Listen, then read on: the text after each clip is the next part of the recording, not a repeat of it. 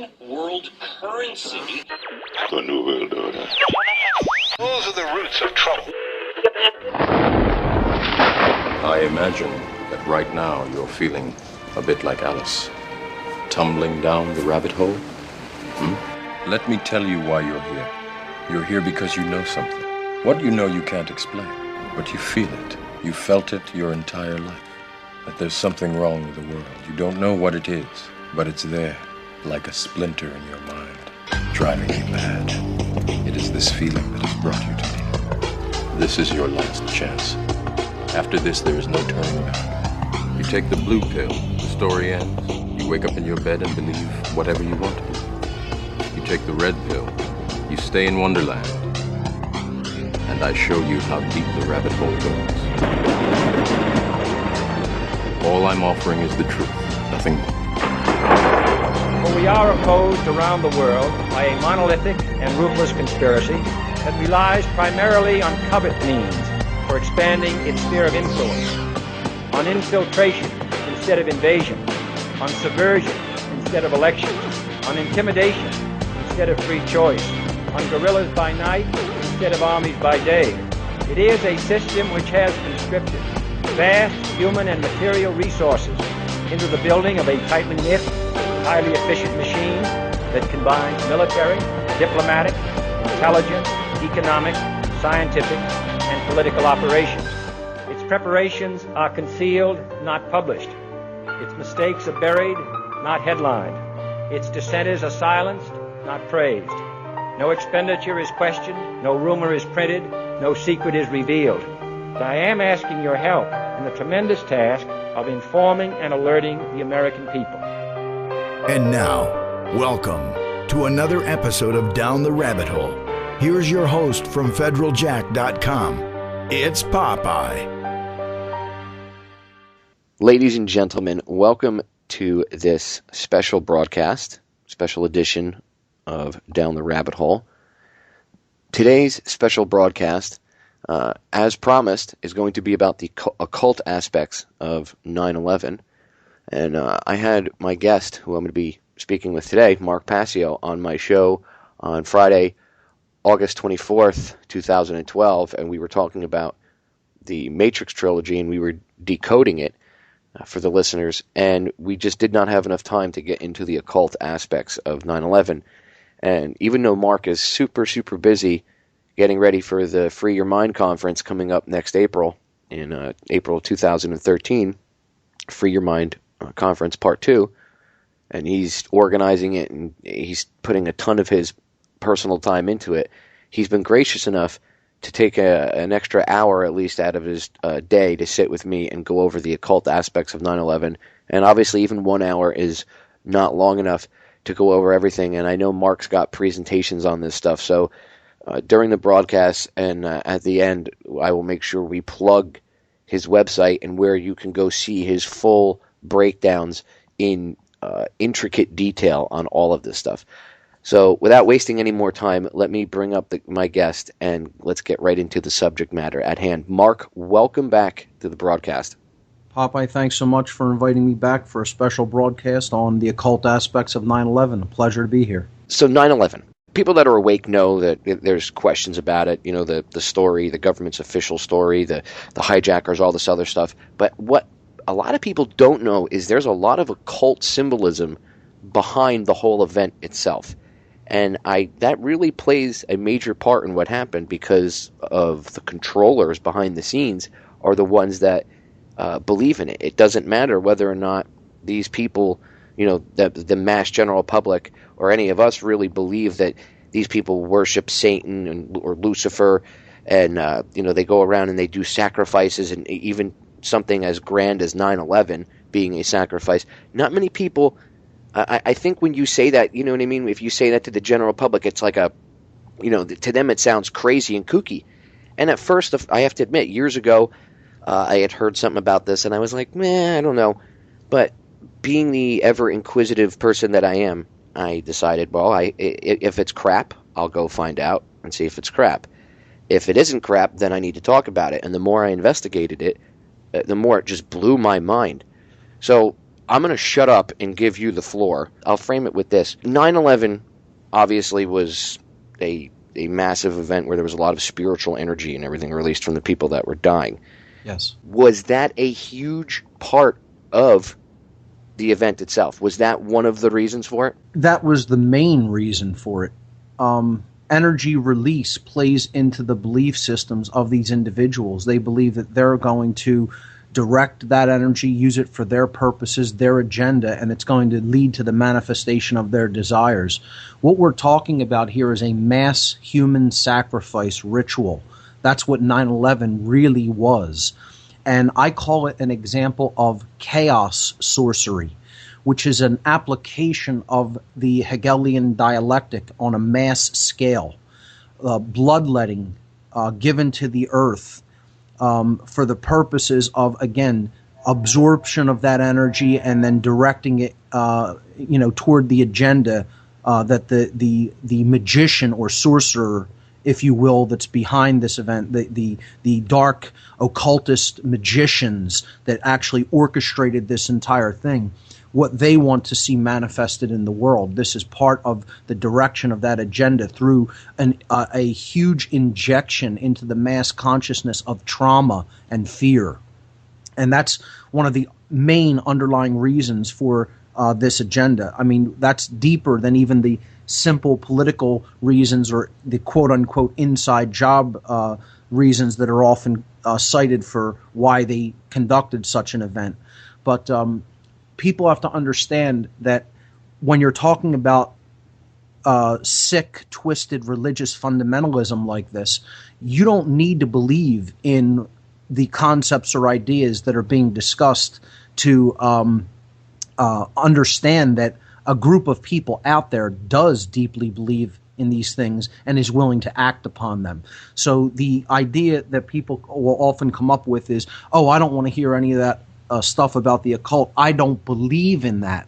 Is that notion is completely irrelevant, because there are other people in the world who do deeply believe in these things and are acting on them. I give the example all the time that you don't need to believe in right-wing religious Christian fundamentalism for that to have an impact in your life, because there is a segment of people that are in that belief system and are willing to act within that belief system, and they can do things that are harmful that can affect you. They can influence governments, and then that can affect you. I give the example like, radical right-wing Christians can shoot up an abortion clinic because they don't agree with the practice of abortion, and you can get caught in the crossfire walking on the street or seated in an establishment, standing in an establishment next door to the clinic, and stray fire hits you. Your life can be affected by other people's belief systems. You don't need to believe in the same things they believe in for events to be conducted or orchestrated according to those beliefs and affect your life. So I want to make that very clear before we start looking into two different occult aspects of this event, namely the symbolism and the numerology of the event. And these are two things that dark occultists are obsessed with. And these people are in the highest positions of power in every earthly institution on this planet. They're directing the agendas of every earthly institution, and they totally are absorbed, and their agendas are actually conducted according to symbolism and numbers. And hopefully when I explain some of those aspects of 9/11, people will see it more clearly and recognize that these are some of the underlying beliefs that are driving these people's, motivating these people's actions. So people have often looked at 9/11 and as an example of the Hegelian dialectic, as it is known. Simple dialectics is all about creating false choice or creating conflict so that you can come out on top through the management of that conflict. Okay, it is often called problem, reaction, solution. I believe that term was coined by the researcher David Icke. I call it chaos sorcery. That's my personal name for it because I distinguish it from a concept known as magic, which is about positive influence on consciousness, whereas sorcery is about the negative influence on consciousness to direct the outcome toward the personal ego-driven will of the practitioner. You're using chaos to do that. You're using a chaotic, traumatic event in order to do that, to create that influence. So hence my term for this, which is chaos sorcery. The Hegelian dialectic needs to just be simply understood, and we're going to have some slides that go along with the video that you can edit with the video for this podcast. I have 22 slides prepared, so I'll refer to the slides as we go. The Hegelian dialectic is simply defined as a framework for guiding thoughts and actions into conflicts that lead to synthetic solutions which can only be introduced once those being manipulated take a side that will advance the predetermined agenda. Now, I know that's a mouthful, so we could just simply break it down. You're guiding someone's thoughts and actions into conflicts. This is all about conflict resolution, okay? And the solution is synthetic. The solution to the conflict is synthetic, okay?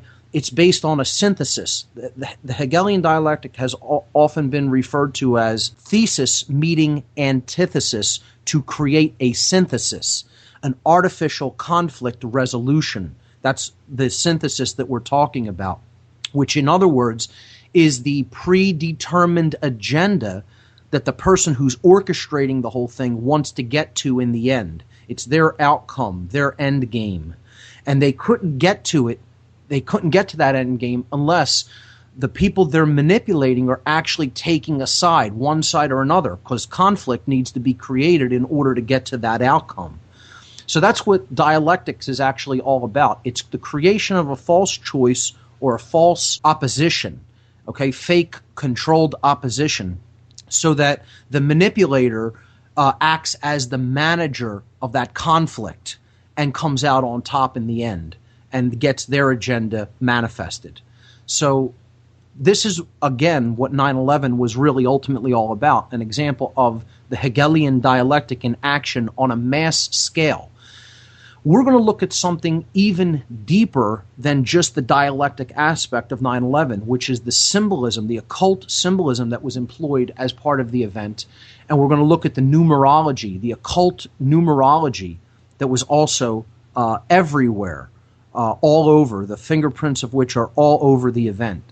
So 3 major occult traditions need to be understood at least a cursory level in order to grasp the symbolism that we saw play out on 9/11. You have to have an understanding that the occult simply means hidden knowledge, that which is hidden, from the Latin occultare, the verb meaning to hide or to conceal. To think of the occult as simply something that is evil is wrong. It is knowledge that is not common knowledge, that is basically kept by the initiates of any given tradition, the inner circle, so to speak. It is esoteric knowledge, knowledge that is not commonly known by the masses. It's not common sense awareness. What we're trying to do is make the occult common sense awareness, make it known, de-occult it. I look at myself as a de-occultist. I'm trying to take that which is hidden, bring it out into the light of day so that people can understand it and hence understand how they're being manipulated by that knowledge. So the other thing to understand is that these traditions that I'm going to be talking about, the 3 traditions connected with the symbolism of 9/11, which is the Kabbalistic tradition, okay, the tradition of Kabbalah, the Tarot tradition, and the tradition of Freemasonry, are in no way in and of themselves inherently bad. These traditions had an esoteric, original intent. Okay, they are traditions about human consciousness and how they work and how we can come to a better understanding of our own selves and our own consciousness and what our deeper underlying motivations and drives are really all about. These traditions are ultimately to learn about the human psyche and to improve oneself so that one can come to a higher level of awareness regarding events that are going on not only in the world but within oneself, and ultimately learn about the laws of the cosmos that are in place that we have to make it our goal to bring our understanding into alignment with, such that we do not create self-inflicted suffering here on earth for ourselves. And ultimately, the understanding of these traditions is intended to better our situation in our lives and globally, just better the human condition. Each one of these traditions has a light and a dark side. The light side, again, is that original esoteric intent that I just spoke about. The dark side is the perversion of that original tradition, the hoarding of that knowledge instead of the communication of that knowledge widely and freely, and then using that knowledge for selfish, egoic benefit and using it as a power differential advantage over others who are in ignorance of that knowledge. That is what I consider the hallmarks of the dark occult. So these traditions can also be inverted or used in a perverse way, which they were never originally intended to be used as. These are simply symbolic traditions. They contain symbolism, they contain number, information about archetypal knowledge, and they were originally, again, intended for the uplift of consciousness. Again, they have a dark application when one has fallen into a level of ego and base consciousness such that the intention is to use it for control. Obviously, the 9/11 event is the latter situation there. It's taking the orchestrators of this event are taking these traditions and they are perverting them and using the symbolism and the numerology of these different traditions in a perverse way to control, to manipulate, and ultimately to bring in their selfish, ego-driven agenda, which is ultimately the enslavement of humanity, and it's the shutting down of human consciousness and the shutting down of human care. That's ultimately what this entire ritual was all about. It was a mass human sacrifice ritual. I consider it, as we will see, a mass goddess sacrifice ritual, and it's a mass cremation of care ritual. That's what I was about to ask you. Would you consider 9/11 to be a huge and epically sized version of what they do at Bohemian Grove every year? Absolutely. Absolutely. And we'll see those sacred feminine aspects, the attacks and the destruction of those sacred feminine aspects as we break down some of the symbolism. It is also a trauma-based mind control ritual, because this was the images of this event were repeated over and over and over again, traumatizing the human psyche and softening it up for political agendas that were to come, like going into other countries and pillaging their resources, claiming that they're responsible when in fact inside agencies of intelligence departments and other agents, black ops agencies within government were really truly responsible. And also the other agenda is simply for an attack on rights, to claim, now that this horrible event happened, we need to keep everybody safe, so you need to give up your civil rights to us so that we can keep you safe, quote unquote, ostensibly. That's their their claim, but really it's all about just shutting down an open society and turning it into a totalitarian police state. That's the other political agenda. But ultimately, what's going on at a higher level is this is an agenda regarding the destruction of consciousness, care, and the infusion of negative energy into the field of consciousness that's all around us. And these entities that ultimately, I believe this sacrifice ritual was offered up to, are feeding on that energy. We're talking about a higher level of awareness when we talk about these occult aspects of the event, and higher level higher dimensional reasons for the orchestration of this event. So it's ultimately all about shutting consciousness down through fear. And that is the perverse application of these three occult traditions we're going to be talking about.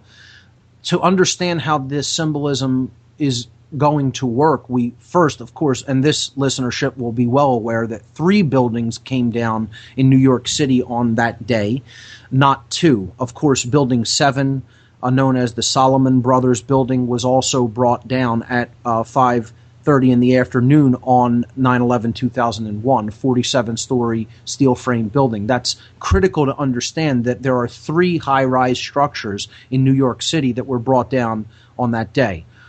And the reason for that is because the traditions we're going to be talking about all have 3 pillars or paths that are part of the esoteric symbolism contained in the traditions. These traditions, again, are Kabbalah, Tarot, and Freemasonry. And in the third slide image that I've presented here, I'm showing major symbolism from these 3 different traditions that involves the 3 pillars or paths as they are known. In the Kabbalistic tradition, you have the Tree of Life as the major occult symbol of that knowledge, of the knowledge that is communicated through Kabbalah. And it has 3 paths on it. The left-hand path, which is known as the path of severity, the right-hand path, which is known as the path of mercy, and the middle pillar, or the middle path, the middle way, which is known as the pillar of mildness. So you have the 3 pillars of Kabbalah, or the 3 paths of Kabbalah, and they form the Tree of Life. And the 3 buildings on 9/11, correspond to these 3 paths or pillars in Kabbalah. So there's a symbolic corollary there. It's the same thing when it comes to the tarot tradition. You'll see many tarot cards with 2 pillars on both sides and then a character that represents an archetypal image in the middle of those pillars. This is mostly, or best, I should say, symbolized by the second card of the major arcana, or not second, but card number 2 of the major arcana. Of course, the Fool card is the 0 card. Card 1 is the Magician, and card 2 is the High Priestess. A card that represents the Goddess, which we'll see this ritual was all about the destruction of that sacred feminine energy. And the card I've depicted here in slide number 3 shows the pillars on either side of this goddess figure, with the goddess in the middle representing the middle path or the middle way, which is the most direct path from base consciousness to higher consciousness, as we'll talk about. The tradition of Freemasonry, as its first degree tracing board, of course, depicts these 3 pillars. In Freemasonry, they are known as the pillars of strength, beauty, and wisdom. And we'll break these down as we go through the different images. So in image number 4, I simply showed the Twin Towers and the Building 7 structure. In image number 5, let's talk about how the Tree of Life is a correspondent symbolism to the buildings that were attacked on 9/11, the Pentagon, the World Trade Center towers, and World Trade Center building number 7. I've laid out these buildings in a way that can help people to understand the symbolic corollaries. The 2 towers represent the 2 pillars, which are the thesis and antithesis columns, the pillar of severity and mercy, seeming diametric polar opposites, a male pillar and a feminine pillar.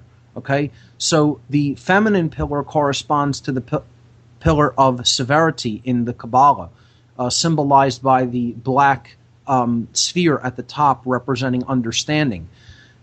Severity is the sphere at the left-hand side in the middle, and mercy corresponds to the left-hand, the right-hand pillar on the Kabbalistic tree, but it corresponds to the male building with the radio antenna at the top. That would be the Pillar of Mercy in the 9/11 building arrangement. Okay, the middle pillar is symbolized by Building 7. Okay, or I should say Building 7 symbolizes the middle pillar in this tradition. This is the all-important pillar. This is the pillar that leads from, as it is known in Kabbalah, Malkuth, which is kingdom, which is base consciousness and physical world identification, to Keter, or the crown Sephirah, okay, which is higher consciousness, unity consciousness. It is the alignment of our thoughts, emotions, and actions toward the higher will of creation. So this is the highest expression of human consciousness in human form, and ultimately it represents union with the spark of the divine that's within all of us. And that is symbolized in the ritual by the Pentagon. The Pentagon is the place where this entire ritual was orchestrated and conducted from. Okay, so they view themselves, these sorcerers view themselves as God. They view themselves as the highest form of consciousness, and they're ultimately looking to destroy everything else. After all, the Pentagon survived. The other buildings were destroyed. Okay, and destroyed by an act of their will, not because they collapsed due to fires and gravity. They were actually taken down by them. And the middle pillar building, Building 7, is the key to the entire ritual, as we will see, because they ritualistically had to complete the destruction of Building 7. My contention is because they actually did want to strike that building with another plane, and that plan was actually thwarted by an act of defiance against their orders. And I believe that the pilot who refused his stand-down orders took the plane that was going to hit Building 7, Flight 93, out of the sky by an act of his will. And that threw a monkey wrench in this whole thing, and they had to then use their controlled demolition technique to simply take that building down when no plane had hit it. And that's one of the keys that has woken most people up to this event. Building 7 is one of the main things that has woken many, many people up to the inside job aspect, at least, of 9/11.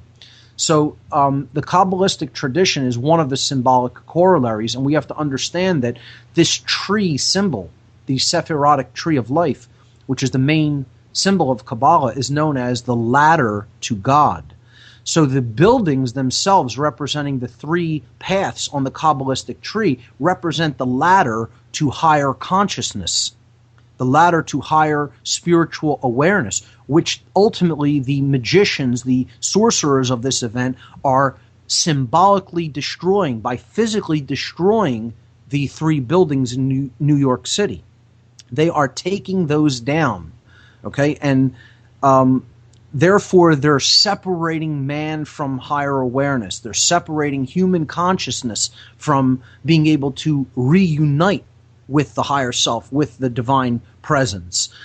That's ultimately what this is symbolically saying. We look at the building numbers, which we'll do a little bit later in detail, 1, 2, and 7. The North Tower with the antenna was Building 1, the South Tower was Building 2, and Building 7. That totals 10, which is the exact number of spheres, the emanations, the Sephirot on the Kabbalistic tree of life. That's not an accident. That there are 10 Sephirot on the tree of life, and yet there are the buildings totaling 1, 2, and 7 are 10, which are brought down. They're bringing down the tree of life symbolically. So that's a few aspects of the Kabbalistic tradition. We have to understand that ultimately all this is about is the destruction of consciousness. In the next image, I talk about the chakra system. See, if you bring the tree of life pillars together to form one pillar, if you take the the left-hand pillar and the right-hand pillar or paths, and you collapse them inward, you collapse them into the center, you'll actually see that they form 7 steps. They form 7 pathways, okay? That this is because 3 of the chakras of the body in the system of chakras that are talked about in the Vedic tradition are dualistic in nature, and 4 of them are unitary in nature. You have the base chakra, which is represented by the kingdom Sephirah on the Tree of Life. I represent that in image number 6 by Saturn, because this is ultimately a reflection of the macrocosm. The entire solar system is contained within us.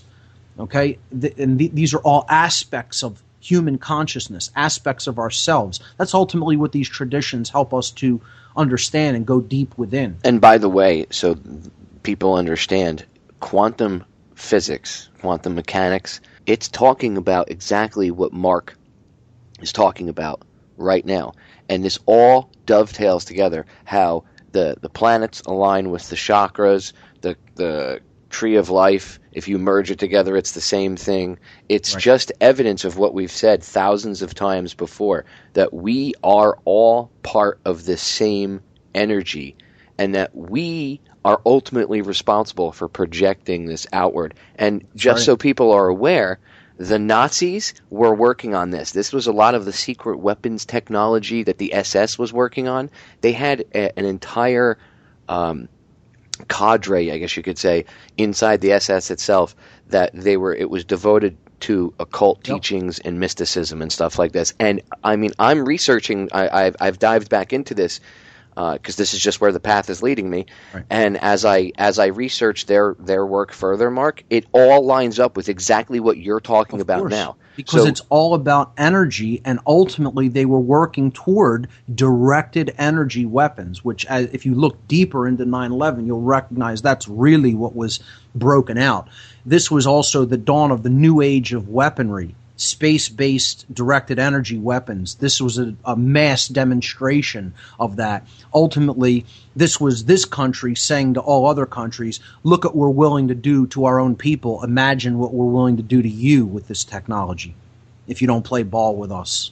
That's really what they were saying. Going back into the correlation between the Tree of Life and the chakras, you see then the different planets representing the other chakras or the other aspects or steps of the Tree of Life. Foundation being corresponding to Jupiter, which is the desire principle. You have splendor and victory uniting to form the planet Mars, which is the solar plexus chakra or will center. Of course, the beauty Sephirah of the Tree of Life represents the Earth and Moon planetary system, and that's the heart chakra, of course, the center of the Tree of Life, the center of the self, the center of the aspect of spiritual life within ourself, the heart, care, okay, which is what the lesson to learn here on Earth is all about. You bring together the severity and mercy Sephirot, and that forms the throat chakra, symbolized by Venus in slide number 6, and then you bring together the understanding and wisdom Sephirah and Sephirot, and that forms Mercury, the mercurial aspect. That's the third eye chakra. And of course the Keter chakra, another unitary chakra, that is the crown chakra. The Keter Sephirah is the crown chakra in the system of chakras. So and it also means crown in the original Hebrew. It means Keter means crown. So that's those two slides together, 5 and 6, are simply showing the correlation that the Tree of Life is indeed a representation of the self, and the energy centers, the energy upwellings that exist within man. These are centers of glandular activity in man, but ultimately they're centers of spiritual upwelling energy within our body. Because that's the energy that ultimately gives us life. So that's what they're about destroying. That's what this whole thing is about demolishing. It's not a demolition of buildings. It's a demolition of the human spirit. It's a demolition of the higher aspects of the self and the understanding of those aspects of the self. That's what they're ultimately destroying symbolically through the event. And let's move to the tarot tradition, because there's very direct, obvious symbolism within tarot that is correlated to the 9/11 event.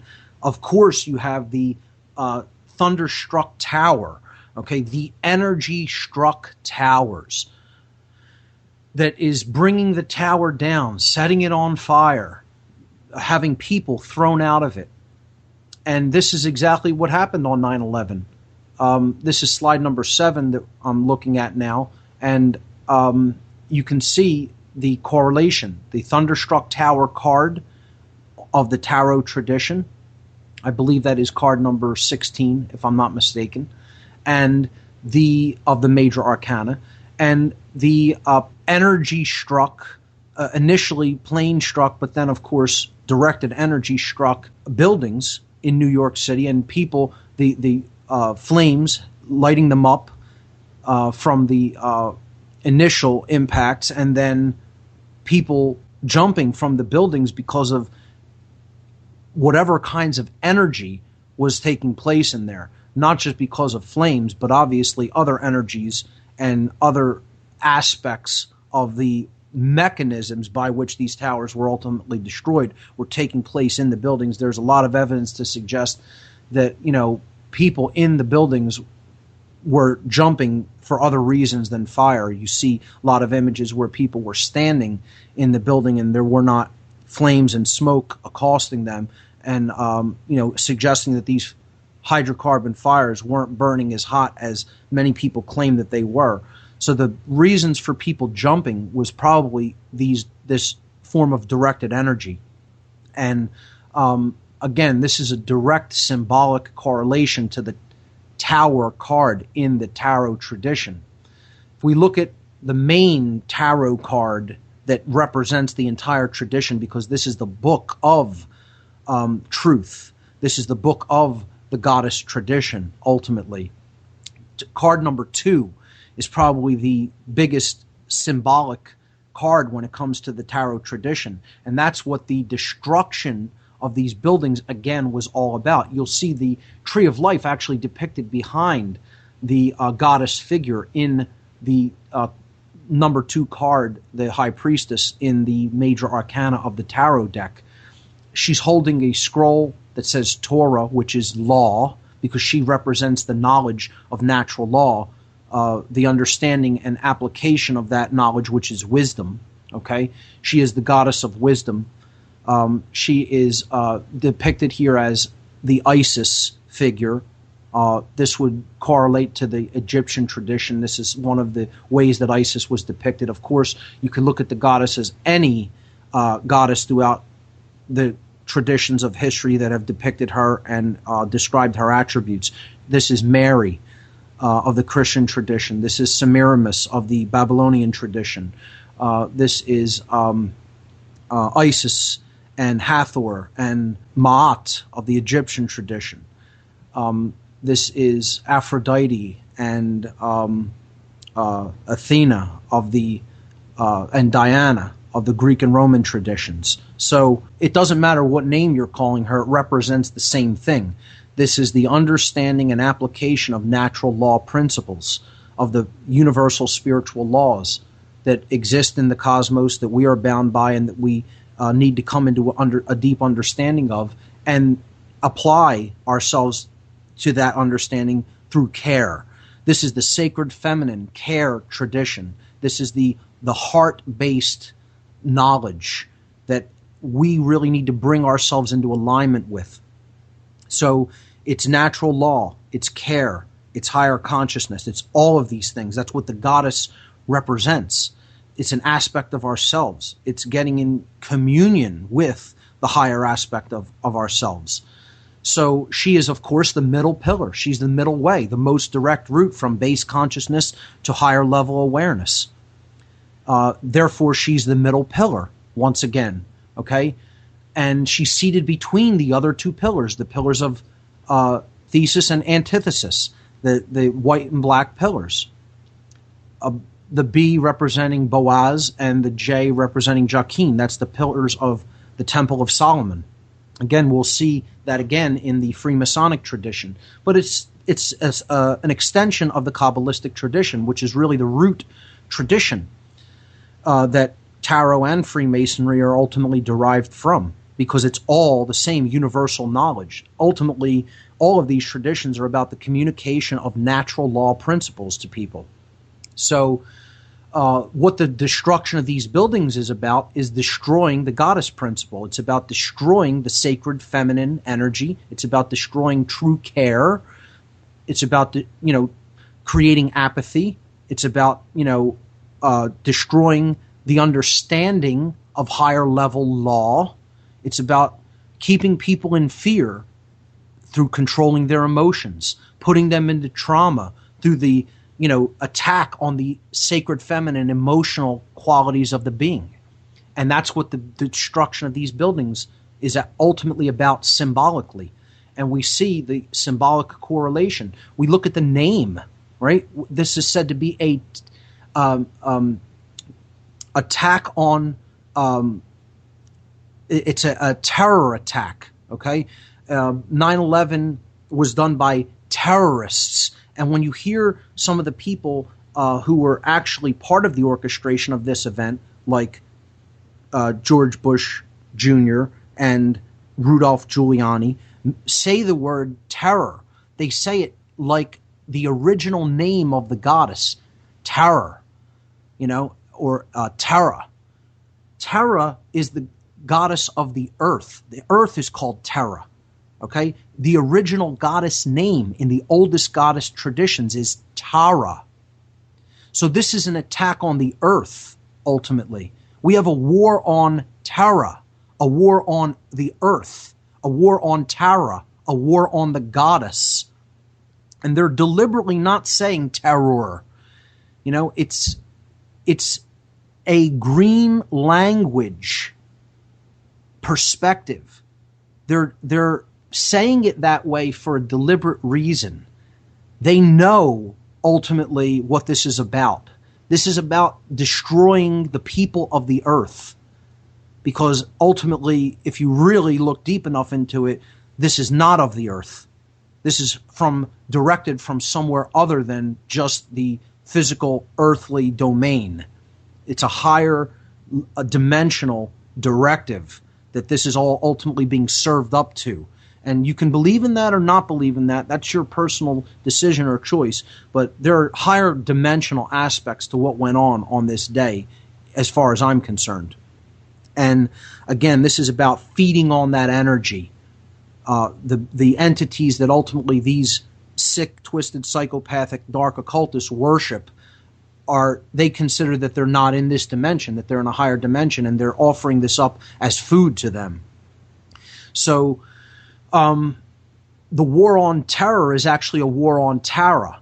And if we understand that name came from the goddess tradition, which was all about service to truth, the goddess's name morphed in linguistic terms throughout time to ultimately come down to us as the English word truth. It was Tara, then Tarut, then Taruth, then truth. Because the goddess represents the knowledge of right and wrong. It's conscience, conscience, common knowledge. It is the knowledge of cosmic spiritual law, universal laws that are in place. That's what the goddess tradition was ultimately about conveying. And it does this through the tarot tradition. That's what the tarot is about, the communication of natural law, just like the Kabbalistic tradition is about. And as we will see, the Freemasonic tradition is also originally about that.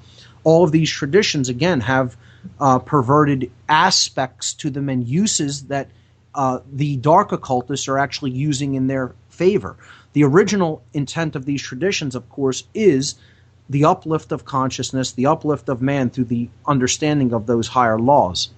And again, that is the goddess tradition as well.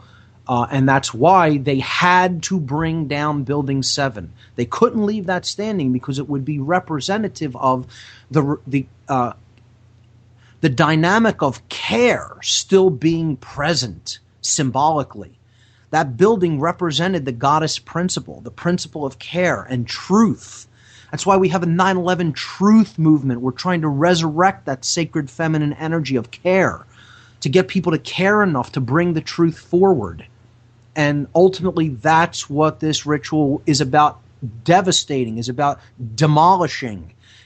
They had to bring that building down to complete the ritual. It could not be allowed to remain standing because, again, that symbolically would have represented the goddess is still alive, care is still alive, truth is still alive, and they want to destroy all of those things. Okay?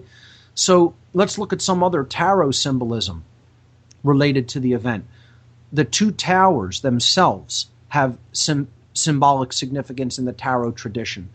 You look at card number 15, which is the death card. It's the black rider on the white horse coming to mow down the king and the priest. Well, this is government unifying through their dialectic, the old world order and the new world order. Okay? They're bringing in the new world order through the destruction of the old world order, which was kings and priests, but the new rider is government, who's going to be the king of the world, because people don't challenge or question authority. And he's death. Ultimately, that's death for humanity. It's enslavement and ultimately destruction. He's bringing in the inverted five-petaled rose, the inverted pentagram, the destruction of care the black flag represents. Okay, this is annihilation. He's already destroyed the king, and he's getting ready to destroy the priest. What this represents is he's already king. You know, he's already the secular ruler, but he wants to make himself into a religion, into the world religion, is what the rider death, or the symbolic idea of government, is trying to make himself into. It's not only a one world government, it's a one world religion that worships the government as their god. Okay, and money is ultimately their god that directs this entire process. So he's bringing this banner for the real God. Government is actually doing the service of the real dark order, which he's carrying the banner for. And again, that's an inverted pentagram. So that's the symbol of Satanism. That's the symbol of Satan. The idea of perpetual conflict, perpetual opposition, perpetual strife and suffering. You don't have to look at it as a person. These are conceptual ideas that represent things going on in the physical world. You see behind him, behind the horse, behind the priest, there is, or pope, there is two pillars in the background with the setting sun. And ultimately, that's what these pillars represent. These are the two pillars that are being destroyed to bring one thing into existence. Again, thesis and antithesis have to be annihilated to create the artificial synthesis that you want to bring in as your ultimate agenda, as your end game. That's what the Hegelian dialectic is ultimately all about. And again, people should understand also, when I refer to the Hegelian dialectic, it isn't that Hegel himself was evil or came up with this idea. He recognized this principle and simply wrote about it. And it's a dark application of the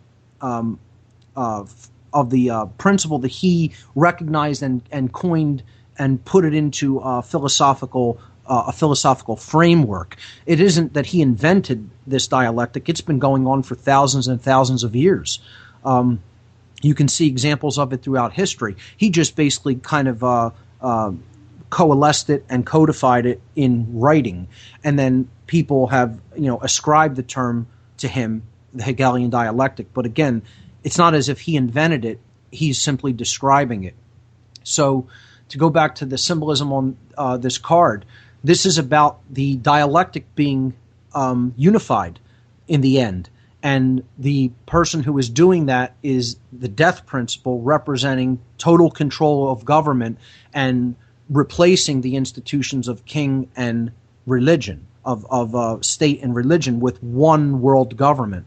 That's the rider of death on the white horse carrying the banner for the ultimate expression of evil, the destruction of care, which is again that inverted five-petaled rose on the black flag. So those pillars herald that time. this is a time card, I would say. It's telling you this is what's happening at the time that that new world order is being brought into reality, is being birthed into form, into manifestation. Is these pillars? The energy is going between these pillars, and it's ultimately setting. It's bringing them down. It's bringing the light down. Okay, a clear, direct symbolic correlation to the 9/11 event for those who understand the symbology of this tarot card. Another tradition we need to look at. It's literally behold a pale horse. Exactly. Yes, bringing death, bringing the rider death. And that is the New World Order, as the dark occultists refer to it. I call it the dark New World Order, because we're in the stage of transition right now, which is a period of choice. That we have a choice whether we're going to let this dark world order be ushered in or not. We can create a true, positive, light New World Order based on truth, justice, knowledge, care, all the things that we really want to see come into fruition. The New World Order is two things. It's not just one. There's a positive outcome, and then there's this dark New World Order, the negative outcome of enslavement and perpetual suffering and strife, and a world that is turned into a hell. So the prison planet, so to speak. So let's look at the Freemasonic tradition, which is encapsulated by the first degree tracing board of the entered apprentice degree. This would take so long to break down in its entirety that we don't have time for that. So let's just look at the pillar aspect of it. The pillars represent the ability to climb to a higher level of awareness in this card. The checkerboard floor of the house represents base consciousness or unconsciousness, not knowing, ignorance, not knowing the difference between right and wrong, not understanding natural law. And the pillars represent the way that we have to unify our emotions, represented by the pillar on the right, the lunar pillar, the pillar of Boaz, and the pillar on the left, the solar pillar, or the pillar of strength. These are the emotional and action qualities of the individual. Our emotions and our actions need to come together and align with our knowledge. So as we think, that's the middle pillar, the pillar of wisdom, having knowledge of, how the laws of nature work. So we feel, which is the B pillar, and so we act, the S pillar. Okay, they're being brought together so that they're all one. Thoughts, emotion, and action aligning into oneness. And by the way, this dovetails into what Mark and I were talking about on Friday with the Matrix movies Decoded, where Trinity, Morpheus, and Neo were thought, emotion, and action. Same thing. There is nothing new under the sun. Everything is ultimately trying to tell us the same thing about what's really going on here on Earth and within ourselves. It's all an inward manifestation. It's an inward manifestation, and then we're projecting that outwardly and creating that external manifestation of the things that we have to experience in the physical reality to teach us the lessons that we need to learn. And the Masonic tradition is ultimately, in its true, original, esoteric intent, about the communication of natural law and about true morality and bringing our actions into alignment with that higher level understanding. And again, I would not make the claim that that's what the modern lodge system of Freemasonry is about. This is an ancient tradition that has been ultimately degraded through time. And perverted for their own uses. That's correct. But that doesn't mean there's no original tradition that is worth deeply studying and coming to a deep understanding of, because of how it will uplift your knowledge and how it will uplift your way of being in the world to bring that modality of action into harmony with nature's laws. I noticed on that card that there's the 4 directions north, east, That's south, correct. and west, Yes. but they're not like you would think. Normally you would think that they would depict north at the very top, but Right. it's not. It's actually depicted on the left-hand This side. is because ultimately this tradition is all about the light, which is coming into knowledge of truth, and that is associated with the sun, which is in the eastern direction. The sun rises in the east.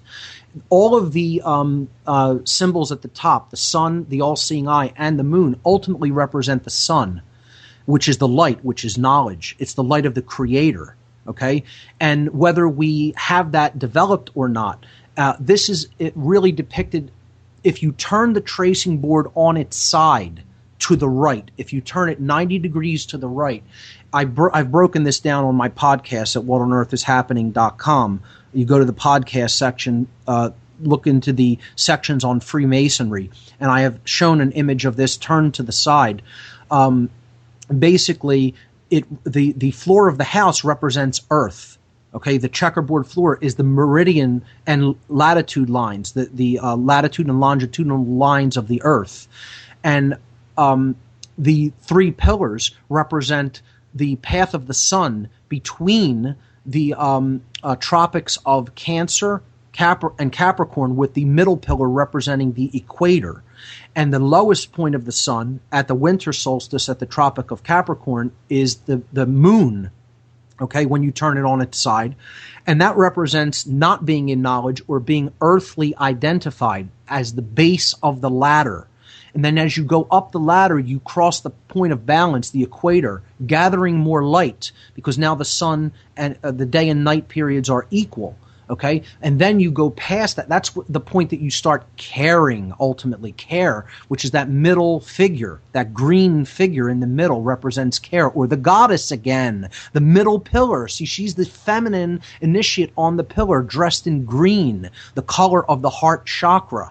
And the key there represents the care is the key to everything. It unlocks the stargate that leads off the earth, out of earthbound identification, and ultimately off the prison planet. You can't get off that floor of the house without getting that key. And the key is symbolically depicted dangling by a thread, because care is dangling by a thread in our world. We have to take it into our hand, if we want to unlock the stargate, which the ladder leads to, which is about cosmic illumination into the light of truth. True knowledge, true wisdom. So, hence why they call themselves the Illuminati, which means the enlightened ones. Right. Well, yeah, they're not really the Illuminati, the enlightened ones. There are true illuminated ones on this planet, and I say that's the people who really understand what's going on here, know the truth, and know the way out of this prison society that we're working ourselves into. They're the real Illuminati, not these psychopathic, twisted, so-called elite. I've said they're not the elite of anything. Yeah, no, they're just a bunch of control freaks. Right. And you are correct when you say that, at least I know you are, but especially in my estimation, you are correct when you say that there are people out there that know the truth. Unfortunately, the psychopaths in power outnumber those people, and it's up to us to fill the rest of the ranks with the illuminated, waking people up and turning this around and ultimately getting off of this prison planet. That's right. So this tradition is all about consciousness. It's all about building a better individual that is in alignment with truth, is in alignment with the laws of the cosmos. And this picture represents the Temple of Solomon, symbolically. And that's the human brain and heart, the system of the mind and the heart coming together as one. See, the sun, soul, and moon, Solomon, the sun and moon coming together, uniting the masculine aspects and the feminine aspects, or in other words, action and emotion, being united to climb the ladder, representing the middle pillar, the pillar of wisdom. That's what wisdom is, when you unite those two seemingly opposite principles, bringing together the thesis and antithesis. The thesis is action, the antithesis is emotion. You're bringing them together to really form true wisdom, which is the unification of the two, bringing your actions into alignment with what you know to be true and what you feel to be true, and then you're doing those things. That's what the real synthesis is all about. Would you say that the story of King Solomon is an allegory? Absolutely. It is absolutely an allegory. People who think that this is all about a physical structure do not understand the allegory whatsoever. And the Ark of the Covenant being housed, the essence of God being housed in the Temple of Solomon. It's about the divine spark that exists within all of us being housed within our mind and heart. And if it really needs to reside there, if it's really going to reside there, we need to unify those things. We need to bring our actions into accord with what we know and feel to be right. It's all a symbolic allegory. The people who take it literally have no understanding what is trying to be communicated in those books of the Bible. Would you say the Grail is the representative of the sacred feminine? Absolutely. Like the womb? The chalice is the sacred feminine womb that actually holds the blood of the sun. Okay, this is the energy of the light, the knowledge that we have to take into ourselves in an act of communion with that truth in order to be reborn, to come out of our deadened state of awareness, the lack of consciousness, and that lack of consciousness is represented by this checkerboard floor in the symbolic tradition of Freemasonry, and getting off of that is ascending to the realm of the quote-unquote gods, to a higher level of awareness cosmically, represented by the sun, moon, and all-seeing eye. That's what these traditions are all about. They're about understanding aspects of the self and applying those in a way that aligns our actions with cosmic universal law, and therefore we're consciously co-creating our existence as opposed to being a victim of what we're doing because we don't understand the laws of causality that are always in operation anyway and that we're just ignoring right now. So this tradition is also represented by a figure, Hiram Abiff, that is the master builder, and he represents truth, and he is depicted in the next image sitting between the two pillars. Okay, he is the middle pillar as well. And he represents truth, and he represents care, the care dynamic that ultimately gets us to the truth.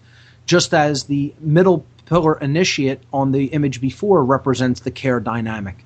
So ultimately, this entire ritual is about the destruction of that middle pillar, the pathway from base consciousness to higher consciousness.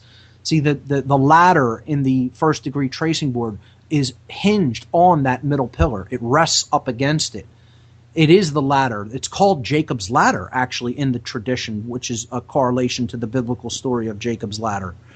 And that's another reason they couldn't leave it standing. They cannot leave the ladder to God, to higher consciousness, standing. It had to be destroyed. The fact that it stayed, and they really wanted Flight 93 to hit it, and yet that didn't happen, is a symbolic nod to us that ultimately care still does stand. Truth still does stand. They could bring it down in an act of controlled demolition, but that doesn't mean they really, truly, in reality, brought down the concept of care, the real dynamic of care going on in the world. And to actually show a layman's example of that, in case somebody doesn't get what Mark is saying, is Building 7 wasn't hit by Flight 93, so they were forced to still pull it at the end of the day, right, and drop it into a pile. And what is the one thing, one of the most powerful smoking guns, if you will, of the 9/11 truth movement? Building 7's collapse. So you see how it dovetails together? There still is a chance, and that's why the truth is getting out there, because care has not totally been eradicated. There are still good people out there that love everyone else and are willing to do what they have to do to wake people up to the truth, and they're not going to let that truth die. And we're not going to let the people who perished in this event, their memories die because people still believe the falsities of this event. The real reason that these psychopaths murdered these people is going to be brought to the light of day, and we're going to get that understanding out into the public and have it be grasped by the people who lost those family members, so that their memory can really be honored. Because right now, as it stands, the people who are really responsible for this, the mass murderers, a 3,000 person mass murder, the people who are responsible are walking free in the world. That's the real reality of what we've seen and allowed to happen in our midst. And that has to be changed. We cannot let that stand. So a couple of other quick aspects. A biblical correlation in biblical symbolism to this event is the Babylonian gold-headed man of the dream of Nebuchadnezzar. Okay, this is in the book of Daniel, which is a prophetic book that talks about the rulership of the world, basically. It talks about this king of Babylon and his dream about the unification of all of the world, okay, a new world order, so to speak. And the dream depicts this gold-headed man that is depiction of rulership. And again, you could look at this in the positive sense or the negative sense. It could be about self-rulership, about bridging the things that keep us internally divided and coming to unity consciousness, which is alchemical gold. You could look at it in the negative sense of that it's all about the psychopathic ruling elite that consider themselves the head, okay, that want to unify the whole world under their rule. And in that sense, that's what the two pillars represent. The two pillars represent the pillars of church and state that they need to destroy completely. That's the separation aspect in modern forms of government that ostensibly keep those two things separate. And they're represented by the iron legs and then finally by the clay feet of the gold-headed man. The torso is bronze, that thighs and torso, that represents, the empires of old that were even more authoritarian than what we have now, and then finally going up to silver, which takes us back into the ancient world where there were, even more unified empires that, like the Roman Empire, the Egyptian and Babylonian empires, Persian Empire, I should say, that really had a more tight authoritarian grip and was even more unified in that regard. But then when you get up to the very top, the gold-headed man, you're talking about 100% total control, pharaonic dynasty of there is no separation between the ruler and God, that he is speaking the divine law of God in man's form, and to question him is to question God itself. It's a king, priest, God representative on earth, and that's it. And his word is law. That's ultimately the kind of dictatorship they want to get back to, where this cabal is that gold head directing the rest of the body, which is the people of earth, and they do its bidding unquestioningly, just like, we think and direct the body, and it does our bidding at the whim of the brain, of the head. So ultimately, that's another aspect that these pillars being destroyed represent. They don't want it separated. They don't want the church-state aspect. They don't want division in rule. They want unity in rule. They want a one world government that is both state and church, that is both state and religion. And this is symbolized by what they're building in place of the two towers. Where two towers stood, they're building one tower. The Freedom Tower, depicted a early rendering here, depicted in slide number 13. This tower is almost completed now, and I believe it's scheduled for completion in the year 2013. So these two towers, the thesis and antithesis, are being bridged. They're being brought together as one tower, and it's being called in Orwellian terms the Freedom Tower. Incidentally, 1,776 feet tall. They love their numerology, which we're going to get to and understand why 1,776 feet tall, because that is equivalent to 777, a number representing completion. But this tower is going to represent nothing of the sort. It's not going to represent higher consciousness. It's not going to represent true freedom. Again, it's a symbolic element, a symbolic corollary to the dark Hegelian dialectic, the bridging of different aspects of control, namely government and religion, bringing them together as one. So let's look at the numerological aspects finally here. Slide number 14 shows, again, the symbolic corollary to the Kabbalistic tradition in numbers. 10 Sephirot on the Tree of Life, plus the hidden sphere known as Da'at, which is not considered one of the 10 Sephirot, but the place where the tree grows from, the place of hidden knowledge from which this is all derived and ultimately leading back to. It's the place of the soul and the macrocosm, the cosmos, the universe. There are 10 actual emanations on the tree representing 10 different aspects of the self. And again, we see building 1, 2, and 7 there in the middle, corresponding to the paths of the Tree of Life, and also the numbers of the buildings totaling to the amount of emanations on the tree itself, 10. And this is another reason. They're ultimately bringing down the male and female, the 1 and the 0, emotions and actions. And ultimately, of course, the middle pillar. Okay, true care and knowledge. They're destroying all of that through this event. And 10 is a symbolic number. It ultimately reduces in gematria, which is ultimately what we're talking about here, which is a form of occult numerology. It reduces to 1. Okay? So oneness is being attacked, is being destroyed. Unity. Again, the unifying of the masculine and feminine principles. So keeping people in duality and opposition is what the destruction of that is about, through the destruction of the 10, the number 10 symbolically corresponding to the 10 Sephirot or emanations on the Kabbalistic tree. To understand the symbolism of the numbers involved in 9/11, we have to look at two basic numbers in occult terms, and that is the triple digit 777 and the triple digit 666. Many people are somewhat familiar with the symbolic meanings of these numbers, especially 666, but to break it down, this is in the chart on slide number 15 now. We're talking about occult numerology or gematria, the coming together of number and form. That's what gematria really is. And we're bridging the idea of numbers with symbolic concepts, of representative concepts.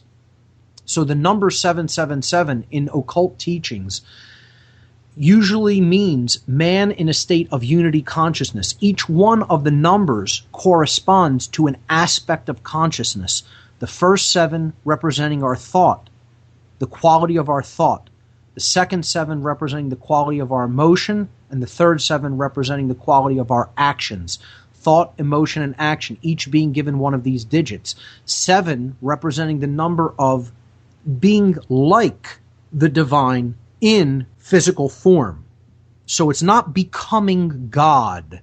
It's embodying the qualities of the divine in human form. So it's being, as the words of Christ in the New Testament attest to, it's being like, it's being in the world but not of it. Okay, having reached a higher level of consciousness, you're not identified with the ego and with simple 5 sense terms, 5 sense perception. You understand there's a higher quality to the self, a higher essence, a higher self, and you're in touch with that fully, and therefore you are in the world but not of it. You're still doing the work that you need to be doing here, but you're not 5 sense identified. You're not trapped in what is known as ego identification anymore. You have freed the mind, you have freed the spirit, and you understand you're still in a physical prison here because of how everyone else is still in the cage of mind and spirit, and you're working on the ground in the physical world to try to do the work to help others to come to that same awakening and realization and free their own minds so that they can embody that divine essence that is within all of us in the world. And that's bringing the light of the Creator into the world for full expression. So that's 777. That's what that represents. Thought, emotion, and action are activated, unified, and complete. It is, a Christed being. It is a being that has come into the same level of consciousness that is described by Jesus in the New Testament. And when we do the gematria reduction of the number 777, what we're doing is we're adding the individual digits up to come to a number. So you add 7 plus 7 plus 7. Well, that's 21. Okay, 7 plus 7 is 14, plus 7 is 21. Then you take that number and you reduce it further. You're getting down to a 3-digit number, a 1-digit number. So you started with 3 digits, now you have a 2-digit number. Well, we're going to reduce that. 21 is 2 plus 1. That's 3. You can't reduce it anymore. So the reduction in gematria terms of 777 is 3. 666 is the opposite of 777. Okay? It is man in base consciousness, the lack of awareness, ego identification, 5 sense worldly identification, survival mode only, fight flight mode only, ignorance, apathy, laziness, cowardice, all of the things that create self-inflicted suffering in our lives. So thought, emotion, and action are dead. They're inactive. They're incomplete. You haven't worked on those things. So you're in base consciousness or beast consciousness. That's why this is the number of the beast. And in the Bible, in Revelation, where this number is spoken of, it doesn't say that it's the number of a man. That is a mistranslation. It says that it is the number of man, not of a man. It's the term for mankind, not just a single individual. It is the number of mankind, because most of mankind is trapped in that dynamic. Most of mankind has not worked on their thoughts, emotion, and actions enough to bring them to a level of unity consciousness. And therefore, they're in the state of beast mind, of beast spirit. They're not in connection with spirit. They don't have a spiritual connection to higher self. They're in beast consciousness. So this is saying in that book that humanity as a whole is the beast. We're building for that beast higher aspect, which is this higher aspect dimension of these entities or chaotic energies. We're doing their work in the level of consciousness that we're at. We're ultimately, as a people, as a species, not doing the work of the true Creator.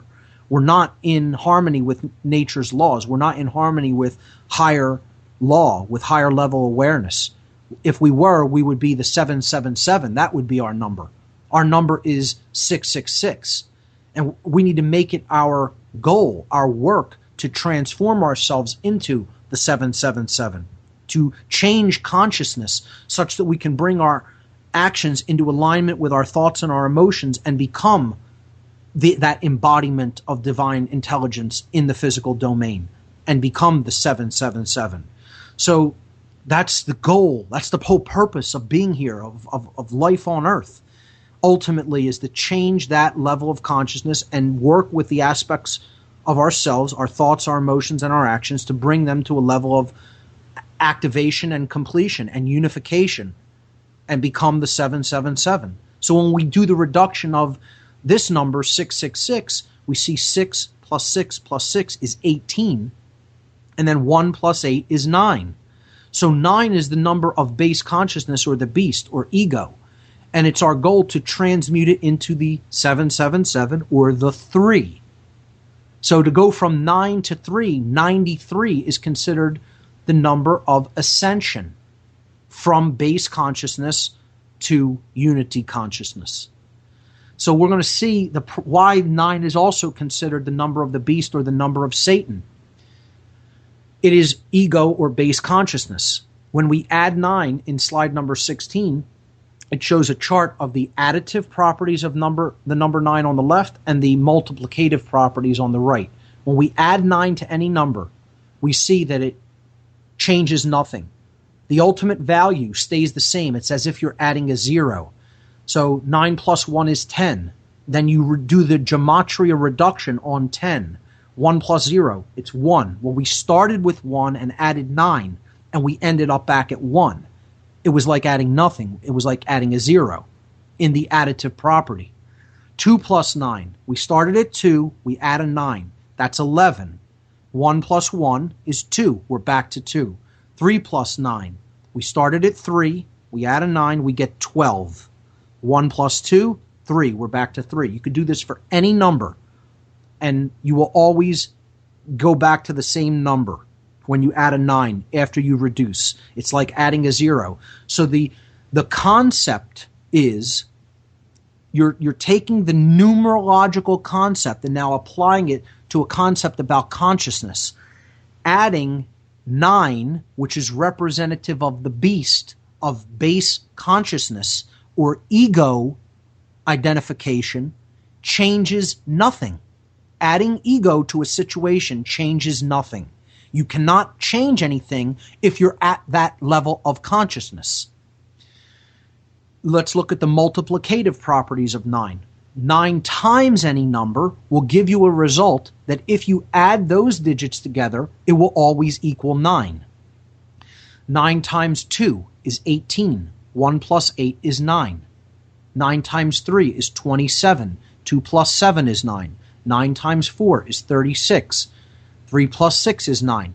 Any number that you add, that you multiply 9 by, the result, if you add the digits together and reduce, continue to reduce that way, will give you 9. It doesn't even matter if you do it with decimal values. You will always get 9. So 9 is the number of ego replication. When ego multiplies, you get more ego. Only more ego can ever be made when you multiply. See, conceptually, in consciousness, we're taking a number property and we're applying a conceptual idea about consciousness to it. And then you can understand why it's Satan's number, why it's the beast's number, it's the beast consciousness. It's being trapped in the level of oppositional consciousness, which is represented by Satan. The word Satan means the opposer, the adversary, adversarial, oppositional consciousness, trapped in ego, warring with everything else around you. When you multiply that, what else do you get in the world but more of it? Okay, so these are the properties of 9. That's why 9 is the number of illusion and base consciousness. And even in Satanism, you read the book, the Satanic Bible and the Satanic Rituals, LaVey, who started the outward religion of Satanism, would agree 9 is the number of Satan. He says it openly. I actually have a slide on that on my website in this section. So you look at the properties of 9 and understand that only the 3 is real. Only the 777 is real. The 666 is an illusion. Since it equals 9, you add it, and it doesn't change anything. It doesn't equal anything. It only keeps you where you're at. Okay? So that illusion needs to be shed. That's what the number 93 represents. Shedding all of the illusions and coming up to a higher level of knowledge and awareness. It's an ascension process. So the actual number 911, okay, we add the 2 ones together, we get 92. Then you could add that together, you get back to 11, which is 2. So it's still duality. There's no oneness there. There's certainly no threeness in the sense that 3 is the unification of our thoughts, our emotions, and our actions. It's, 3 separate ones for each aspect of consciousness. That's why 111 in gematria is equivalent to 777. They both add to 3. So 3 ones or 3 is 777, is the completion of man's thought, emotion, and action in the physical domain. The falling short of that number, 93, which represents ascension, willpower, love, care, truth, ascension to higher consciousness, the failure of that is 92. You didn't make it to 93. You didn't get there. You fell short. You didn't climb the ladder. You didn't go all the way. Okay, that falling short, that fall, And remaining in base consciousness is symbolized occultically by the number 92. So that's what the entire ritual is about. That's why it was named 9/11, because it's the number 92 in disguise. That's why the police's number is 9/11. Calling them is failure to arise to a higher level of consciousness. You're stuck in conflict. You're stuck in opposition. You're stuck in base consciousness and awareness. You're stuck in lack of care. You're stuck in dominator thought patterns and calling on dominators to help you with your problems. So 93 represents coming out of that state. And ultimately, this ritual represents remaining in that state of base consciousness. It's 92 out of the true number, 93. The number of ascension and will.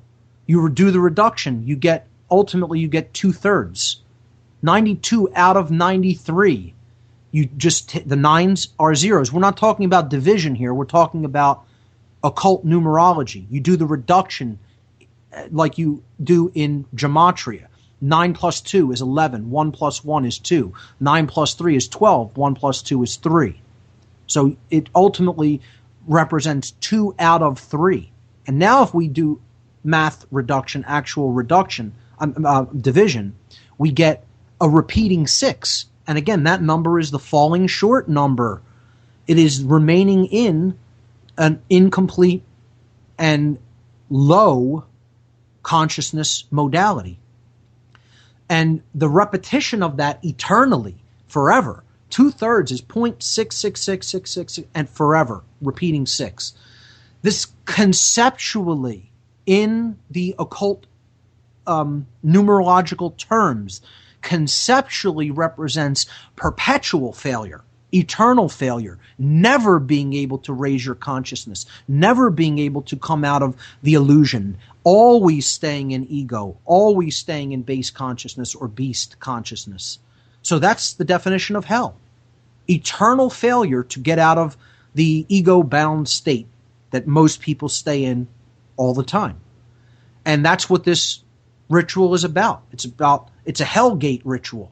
It's about shutting down the ladder to God, to unification consciousness, and keeping people in an eternal state of fear, separation, and perpetual failure when it comes to raising their awareness. And by anybody's definition, that's called hell. That's the definition of hell, is perpetually remaining in a prison, under control, not aware, constantly suffering forever. And that's what this ritual is about. This ritual is about keeping people at that level of consciousness such that they are suffering eternally. And I don't think that's an understatement to say ultimately that's what this ritual is designed to orchestrate. So when we look at the number 93, again, it comes from the Greek term thelema. This means, I'm on slide number 18 now. Thelema means will. It means love. It's the gematria reduction of the Greek word thelema, which means will, reduces to 93. The word agape in Greek, which means love, reduces to 93. That means they're the same thing.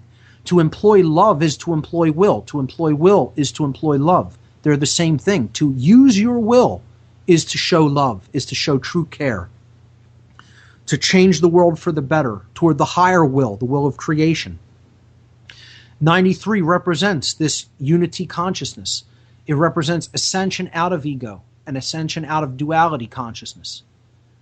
Again, it reduces to 3, so it is equivalent to 777. 93 reduces to 12, which 1 plus 2 is 3. So it's the same as 777. 93 and 777 are equivalents. The number 77, and that's one of the flight numbers. We're looking at all the flight numbers now. I should have said this at the beginning. Slide number 18 has the chart of all of the flight numbers of the planes that hit the structures, okay? Or allegedly the planes that hit the structures. Because that, in the case of the Pentagon, is not the case. But not to, get tangled up in that whole dynamic. We're simply looking at the numbers that were ascribed to the so-called planes, okay? And again, as far as being actual physical planes go, they could have been missiles disguised to look like planes, and many other different elements are involved in that physical dynamic to really get to the truth about what we were really seeing on that day. So the whole point is, I'm not trying to get tied up in that, the 5 sense aspects of this. I'm trying to explain why these numbers are even chosen for these flights, because this is a clear orchestration. I believe this is deliberate, okay? 93 is the number of will, and it was set to hit the middle pillar, Flight 93, the pillar of will, okay? Flight 77 struck the Pentagon, which is the sorcerer's domain, where the event was directed out of.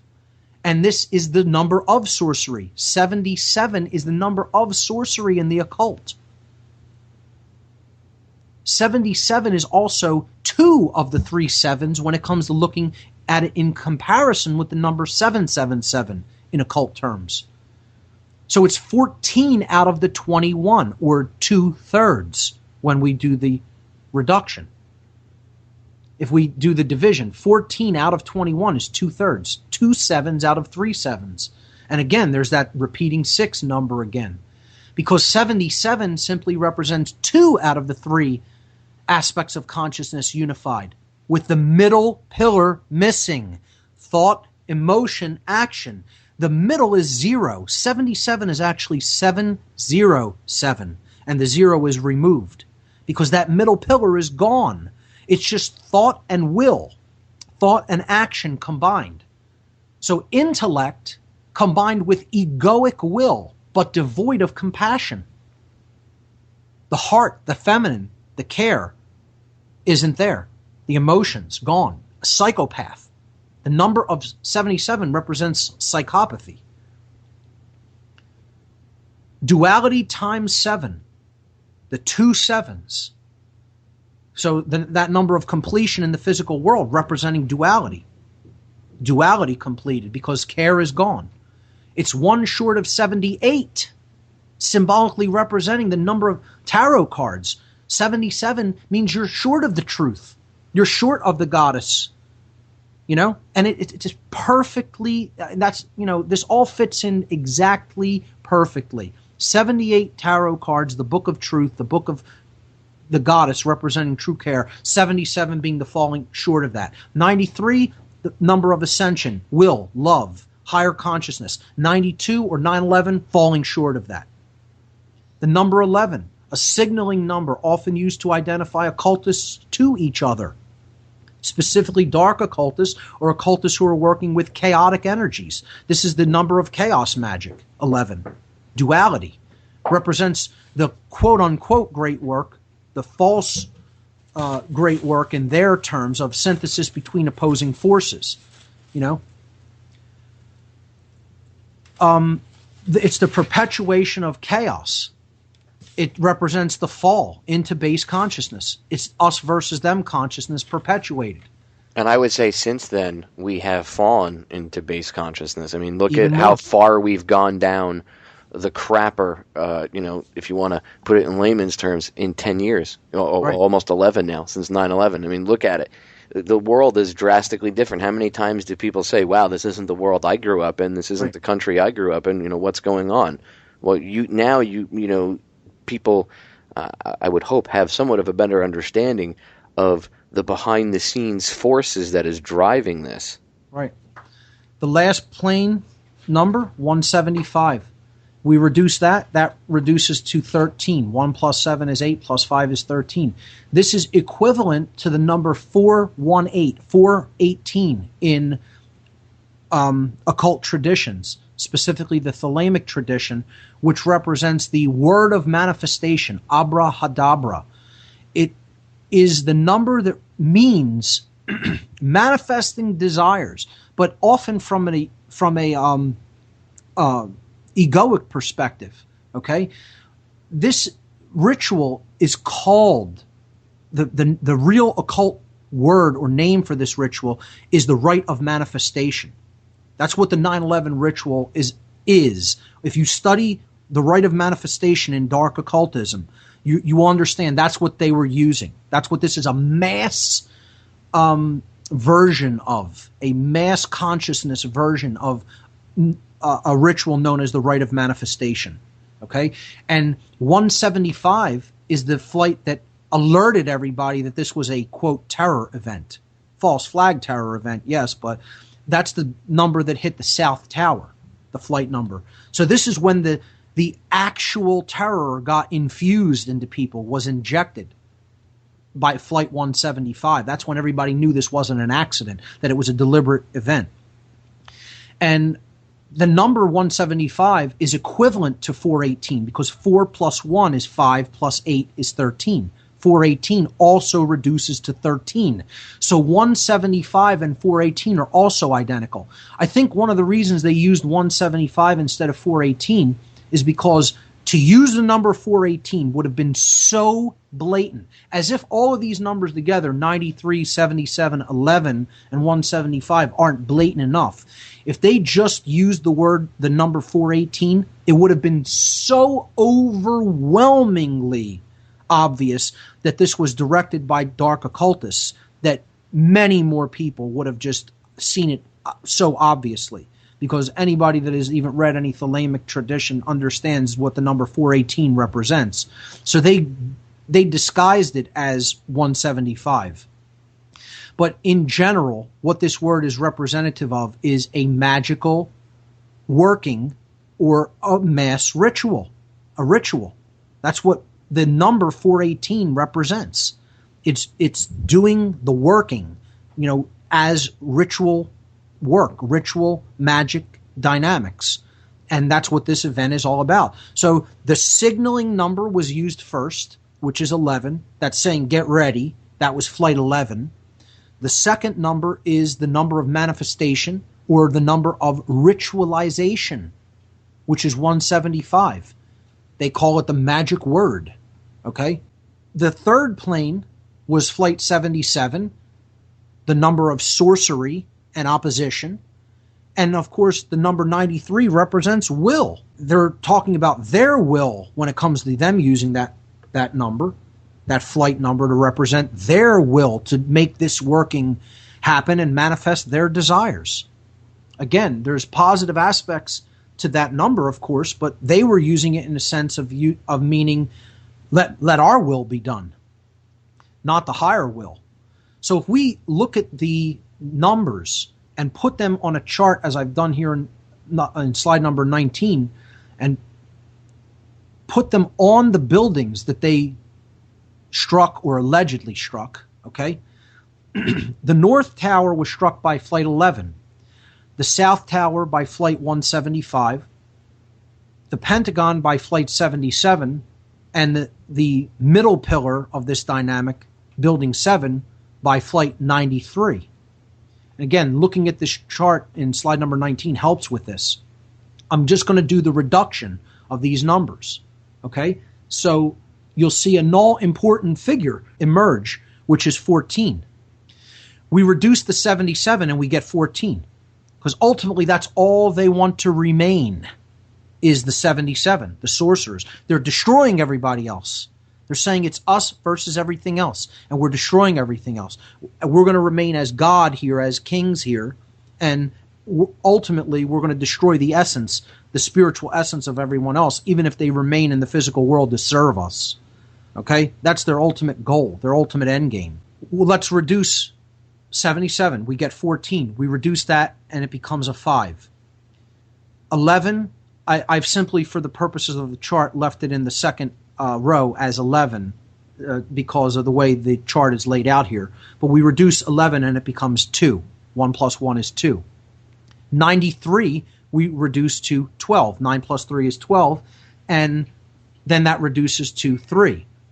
175 reduces to 13. 1 plus 7 plus 5 is 13. And then it reduces to 4. So we already have a pattern here.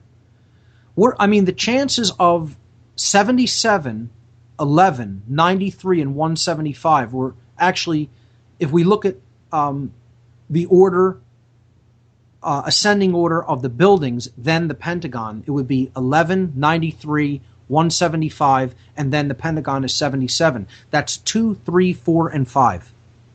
A direct progression. When we add 2 plus 3 plus 4 plus 5, 2 plus 3 is 5, plus 4 is 9, plus 5, we're back to 14. So 14 is a number that keeps coming up over and over again. And it's because that is the sorcerer's number. Again, I call this an event of chaos sorcery. And that's who's ultimately directing it. So the entire number is about them, that this whole ritual is about. All of the number 14 ultimately represents man as God. 77, the sorcerer, represents man as God, not man embodying the qualities of the divine, but being God on earth, being everywhere, being all-powerful, being, all-knowing, and ruling over everybody beneath him. And that's ultimately what these psychopaths want to be. They want to be God. They want to be God here. They want to rule in hell rather than serve in heaven. They want to rule the prison planet. So they are the 14. And that comes from the reverse of the Great Seal, the concept of being the all-seeing eye, being God incarnate in the physical domain. So there's 13 steps of that pyramid, and then there's the all-seeing eye on top of it, which represents the divine. That's the 14th level, which no man should be that. It's not about being God and controlling everything. It's being in the space between, getting past the bricks, getting past all the blocks to consciousness, and being in that space, and you are under the divine. You finally understand universal law, and you're living in the world, but not of it. So you're out into space. You're off the earth. Well, because I know some people have said that the eye represents Lucifer, but isn't Lucifer, Nimrod, all? Isn't that all? I mean, and I shouldn't say I've heard some people. I should rephrase that. I know that the eye represents Lucifer, but it's also deeper than that, because Lucifer and Nimrod and all of this, it all goes back to the same thing. It's all this higher consciousness is what they're talking about. And Lucifer simply represents the light, the truth. Yeah, the light bearer is literally what it means, right? Lux ferre from Latin. That's where the term Lucifer is derived from. Lux in Latin means light, and ferre means to bring or to carry, to ferry something. Okay? F-E-R-E, ferry. Ferro ferre. It is to carry or to bring. So to carry the light, to bring the light. The Creator is bringing the light to us, bringing the truth to us.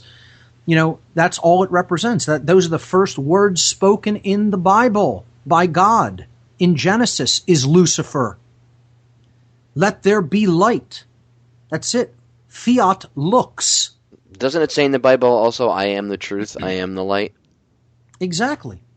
Because it says the way to the Father is through the Son, which is the light, the sun, literally the sun, the light in the heavens, representing knowledge, truth, goodness, oneness, right action. All of that is qualities that are associated with the sun, the light, taking the light into oneself. The dark aspect of Lucifer is when you have knowledge and you use it in a perverted sense to control other people.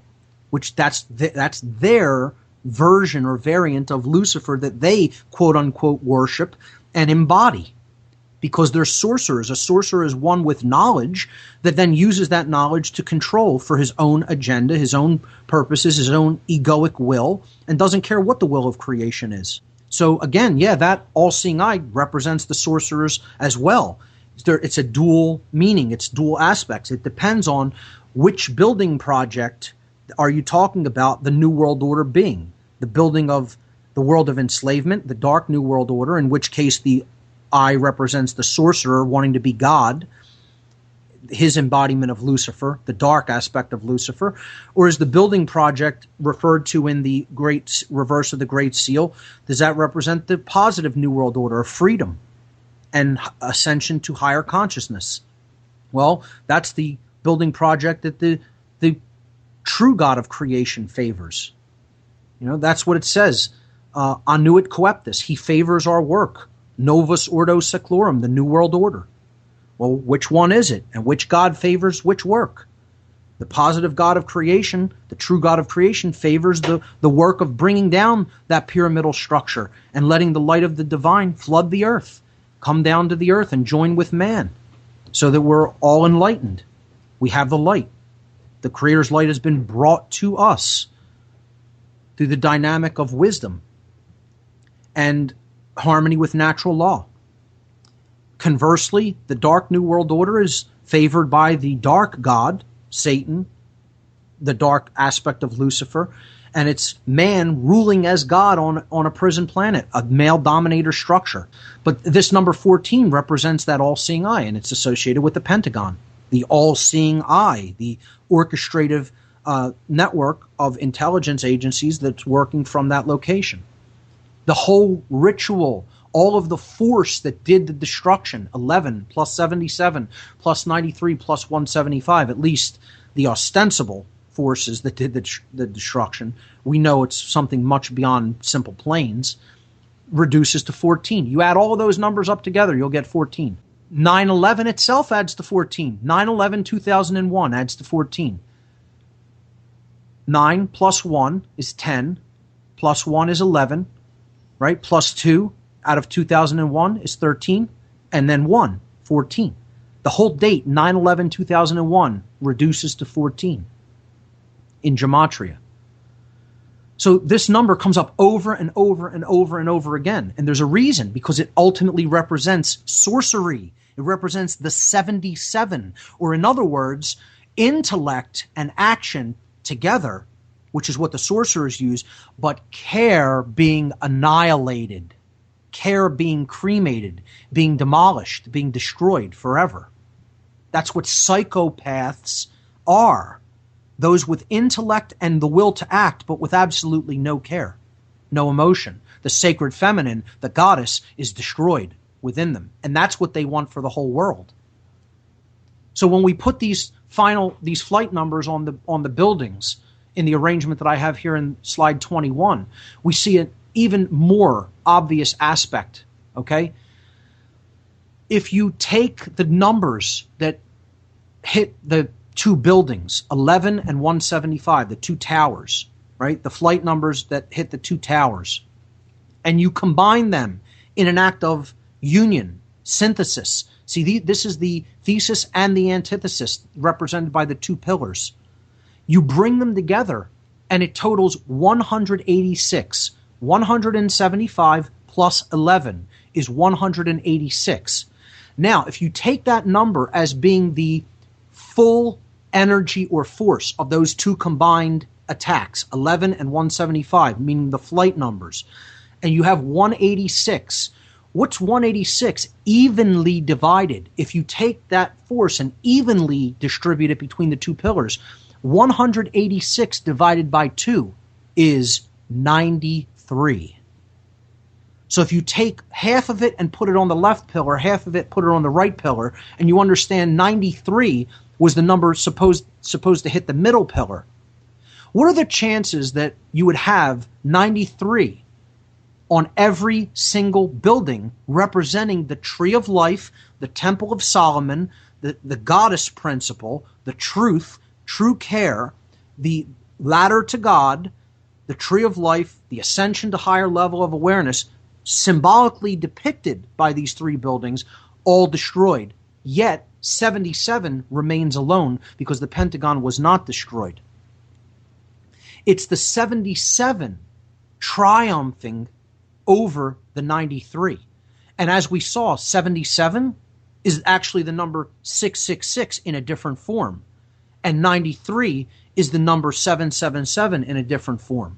So it's the triumph of the 666 or base consciousness over 93 or 777, which is higher consciousness. In other words, it's the triumph of the satanic principle over the divine. It's the triumph of opposition, fear, and dualism, duality consciousness, base consciousness over the forces of the divine that are at work in the universe and in our lives, and remaining in a base state of consciousness, never climbing that ladder to higher awareness, and never working on ourselves to bring ourselves into alignment with that divine essence, that divine spark that's within all of us. So the overtones to this, the entire ritual, are so incredibly dark and incredibly satanic, and really embody the complete psychopathic essence of the orchestrators of this event, which I call sorcerers of consciousness.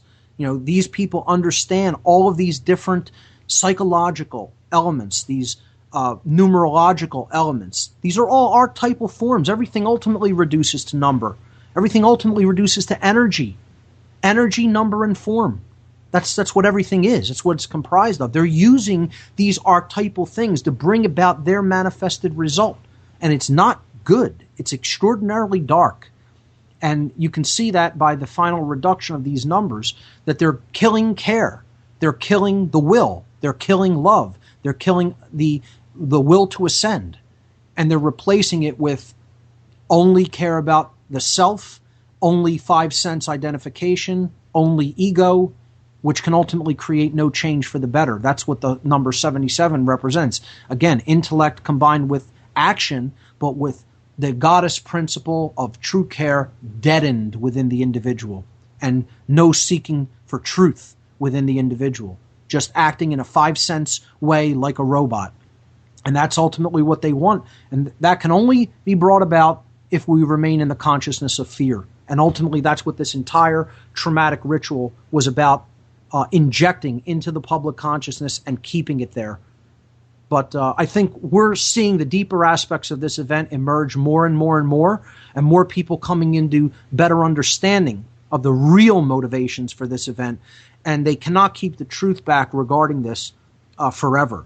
And more people are going to understand not only just the 5 sense version, the 5 sense realities about what this event was really all for. They're going to see the higher aspects of it, the occult aspects of it, much more clearly as they progress to a better understanding of these people's perverted belief systems and perverted aspects of this original knowledge, which was communicated in different mystery tradition teachings. Again, the way they're using it is in a perverted form that is there to control people, manipulate people, and act as a leveraging of a knowledge differential, which they then convert into a power differential. But again, through the unocculting process of this information, we're going to take that differential away from them and level the playing field of power, so to speak, and we're ultimately going to take our power back through that knowledge. And that's really what this entire event was about. And as we approach it, I think more people should try to turn attention. Not only, of course, they should keep attention on the 5 sense aspects of it, because that's important to help people to understand what went down and to bring the people responsible to justice. But we need to understand that there is a correspondence principle at work, that this entire ritual was brought to human attention, was brought into manifestation to teach human beings all of the higher aspects of this. And it does it through form, through energy, through symbol, through words. It doesn't necessarily just, I should say not through words, really. It does it through form, through energy, and through symbol. It's a wordless language of communication. The universe doesn't just come out and say something to us, but it is always speaking to us. It doesn't use our language, it uses its universal language that is a language of archetypes, symbols, and number. And that's ultimately what we really need to grasp out of all of this, is that the universe is ultimately telling us something through this event, that this is a herald for change. And it's announcing you're in the period of transition. Which order are you going to be a part of? Are you going to be a part of the dark New World Order or the light New World Order? It's the ultimate Hegelian dialectic, okay? If you want to look at it that way, it's the cosmic dialectic at work, because the time for choice is upon us. Do we choose the way of darkness and suffering and pain, or do we choose the light and ascension to a higher level of awareness. And I think that's what this entire ritual is heralding and asking us to make that choice for ourselves.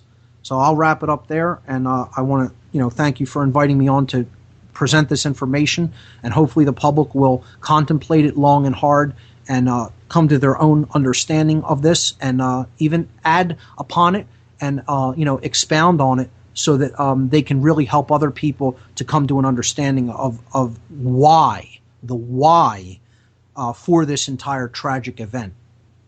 So, Popeye, thank you. Mark, thank you for taking a ton of extra time out of your day to go over all this. I know the listeners appreciate it, and as I do myself.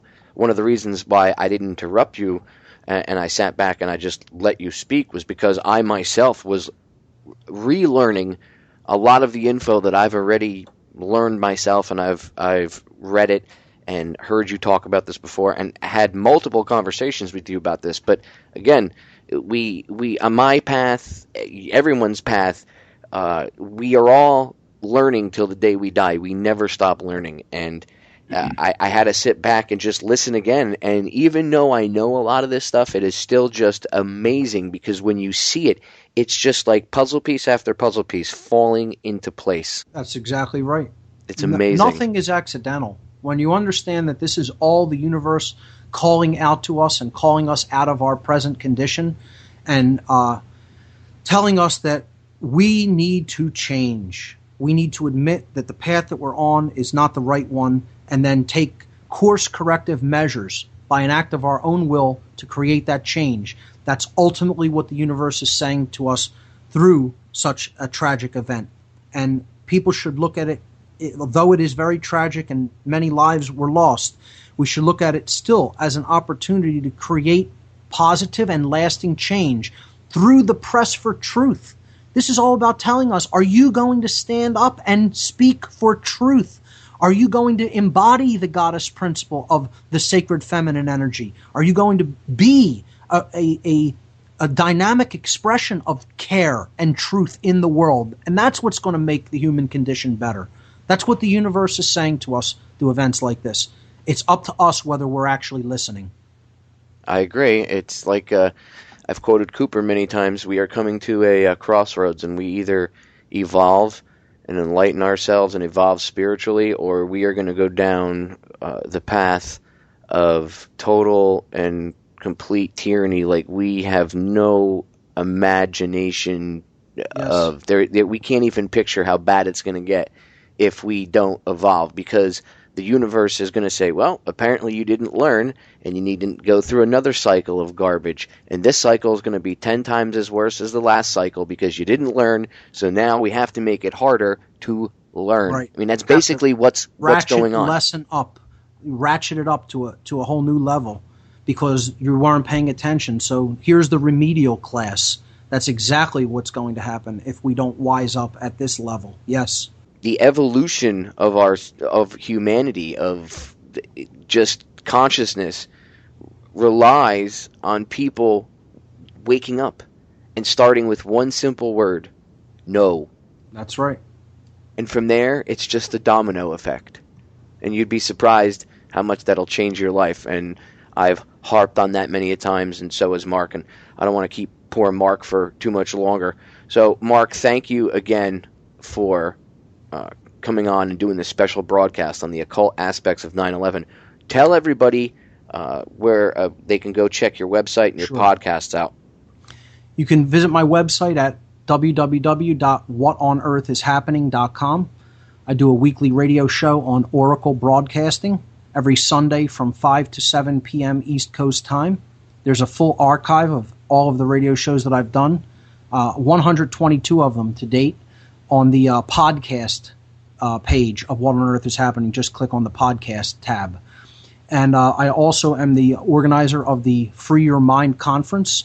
You can check out the conference that we have coming up in April of 2013, April 25th, 26th, and 27th of 2013. Already have 19 confirmed speakers. I have 17 of their bios up on the site as it stands today. A couple more bios will be forthcoming over the next couple of days. You could check the website out at www.freeyourmindconference.com. Really excited about how this conference is shaping up for April of next year. Be a part of it. Come on out to Philadelphia if you can and meet some of these great speakers and hear what they have to say. It's going to be a unique event, and I'm really proud of how it's shaping up so far. So that's my information. Hopefully people will check out my work in detail and, start from the beginning of the podcast is what I always recommend, because it is information that has prerequisite knowledge. It's like building the foundation of a house. You can't build the upper floors before you build the foundation. And the earlier podcasts are foundational information for which the understanding of later information, later podcasts have as prerequisite knowledge. So proceed in order is my suggestion, and hopefully you'll take that to heart and go and take a look at some of that information, and that will expand on your understanding of the events that are really taking place here on this planet. So Popeye, again, thank you for the opportunity to come and present that, and I want to say goodbye for now, and thanks for everything that you do. Well, thanks again, Mark. You are a true inspiration. Like as I said before, if there is ever a physical manifestation of Morpheus, you are him, at least to me. I appreciate that so much, my friend.